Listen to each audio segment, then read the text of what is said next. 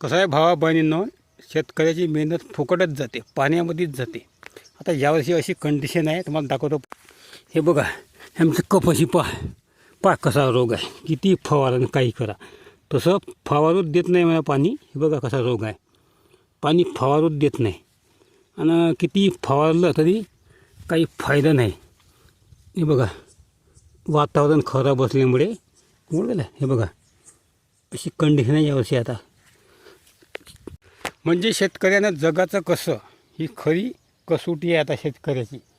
आता इकडून तिकडून पैसा काढायचा, फवारणी करायची आणि द्यायची फवारणी. आणि ते निसर्ग असा आहे, पडला तर पक्काच पडते, नाही तर काहीच नाही आहेत. आता पराठी चांगली आली म्हणलं आता रोगानं दगा दिला. आता रोग आल्यामुळे आता माहीत नाही का होते तर पुढं. आणि पाणी कसं आहे, आत्ताच तडाकडून पाणी पडला. निंदन लावलं की हे बघा पायसा पडल्या, लावलं निंदन. तर आता का होते मला माहीत नाही. आता खराब गोष्ट आहे भावांनो. शेतकऱ्याचं जीवन तसं जाते, नरकासारखं जाते शेतकऱ्याचे जीवन. सांगा तुम्हाला काय वाटते याबद्दल.